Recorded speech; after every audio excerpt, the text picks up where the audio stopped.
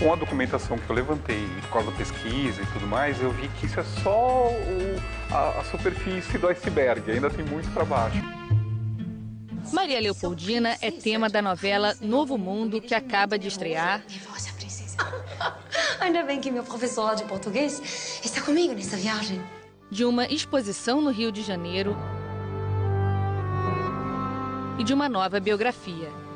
A história dela começa há 200 anos. Filha de um dos reis mais poderosos do mundo, a princesa sai da Áustria, cruza o Oceano Atlântico e finca raízes em terras brasileiras ao se casar com Dom Pedro I. Ela já chega no Brasil com a bagagem que o Dom Pedro ele vai ter lá para 31, quando ele chega exilado na Europa, que ele vai conhecer o rei da França, mas ela conheceu o czar da Rússia, conheceu o próprio Metternich, que era o grande homem de ferro da época, e que ela trata como serviçal, porque ela tem uma posição mais privilegiada perante ele. Maria Leopoldina ficou na história do Brasil como uma mulher frágil, bondosa, alheia às traições do marido e à margem dos principais acontecimentos do Império. Mas agora ela ressurge outra pessoa na biografia Dona Leopoldina, a história não contada, de Paulo Resutti. Ele pesquisou documentos até então desconhecidos para iluminar com novos tons uma das figuras centrais do Brasil imperial. Com a documentação que eu levantei, por causa da pesquisa e tudo mais, eu vi que isso é só a superfície do iceberg, ainda tem muito para baixo, né? Então, parte disso ela mesma acabou construindo. Né, as ações dela levaram a esses entendimentos de quem estava fora daquele ambiente. Né? Só que você analisando a figura dela, vendo a documentação, entendendo o porquê de certos atos, você vê que não era bem isso. A gente consegue ver várias facetas que estavam encobertas. Né? Eu acho que o mito dela como santa, né, essa mulher que sofreu, né, ele é muito mais visto hoje em dia do que realmente é estadista. Essa parte estava meio apagada. Acredito que essa é a minha contribuição, dar um panorama geral a essa figura. Ela sacrifica essa ideia de voltar para a Europa um dia. Ela preferiu acabar com esse sonho e manter o trono do Brasil do que voltar para a Europa e o Brasil se esfrangalhar em dezenas de repúblicas, como aconteceu com o restante da América Latina. Uma das fontes exploradas pelo autor foi um diário escrito pela própria Leopoldina, sem tradução para o português. Os relatos mostram a jovem princesa na corte austríaca acompanhando o Congresso de Viena, que reuniu as principais lideranças europeias para restabelecer a ordem e o mapa do continente depois das invasões de Napoleão. Ele é muito difícil de ser consultado porque ele já está bem corroído o material. Hoje ele encontra-se no Museu Imperial. Então, o que a gente conseguiu foi trechos desse diário, onde ela conta as festas que ela participou. Ela tem uma veia humorística descrevendo as pessoas, fazendo caricatura dessas pessoas. Uma das principais descobertas foram as cartas escritas por uma dama de companhia austríaca da Leopoldina. A condessa de Cumburg, Maria Ana, chamada pelo apelido de Nani, relatou o dia a dia da travessia ao pai e à melhor amiga. Ela abriu uma fresta para que se tornassem conhecidos os hábitos e costumes a bordo do navio. Era alguém de bastidor, inclusive falando mal da Leopoldina, do comportamento da Leopoldina. Teve um biógrafo nos anos 60 que levantou que existia esse conjunto da condessa de Cumburg. E eu achei que isso estivesse na Europa. Fiquei procurando na Europa, porque desesperado não achei nada.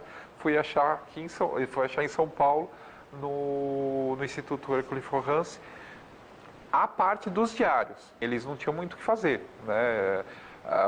Era um salão que eles ou jogavam, ou costuravam, ou pintavam, as damas, né? E aí as austríacas não entendiam o que as portuguesas estavam entendendo.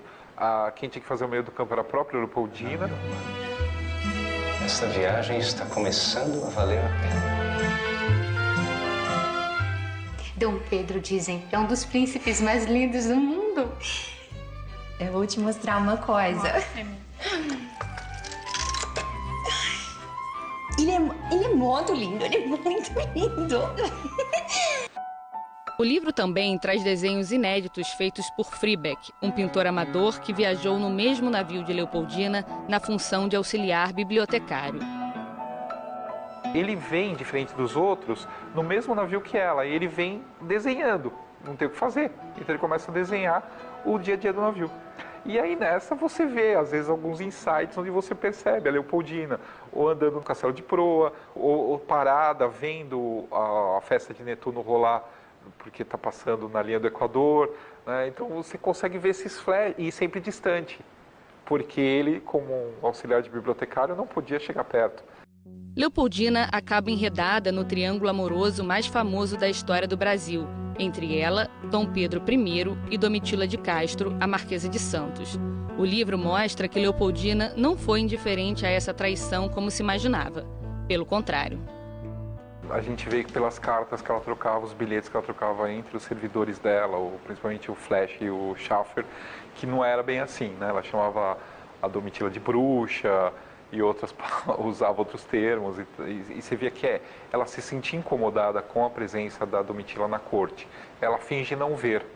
Só que se fingir não ver, achando que o marido uma hora vai voltar, funcionou com as outras, mas não com alguém como a Marquesa de Santos. A viagem para Salvador, para Bahia, com o Dom Pedro e a Marquesa de Santos no mesmo navio, foi muito horrível. Uma carta do Barão de Marechal, que era o diplomata austríaco no Rio, para Viena, que ele descreve uma cena que estava todo mundo, estava a família da Marquesa, estava a família do Dom Pedro, estava a Leopoldina, a Maria da Glória, a Domitila, os filhos de todo mundo misturados, e ele fala assim, e tudo tão tranquilo que parecia que a bigamia havia sido institucionalizada no Brasil.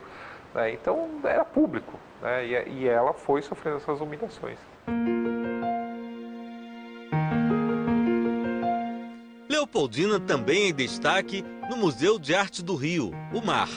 A exposição faz uma cronologia narrativa dos principais fatos da vida da princesa, desde o nascimento, em 1797, até a morte, aos 29 anos, em 1826. Além de adquirir documentos sobre o Congresso de Viena, o museu fez uma ambientação com móveis de época e objetos como peças de louça com o monograma do casal imperial. A atuação de Leopoldina no processo de independência do Brasil é evidenciada por documentos e pinturas de época. A exposição fica em cartaz só até o dia 26 de março.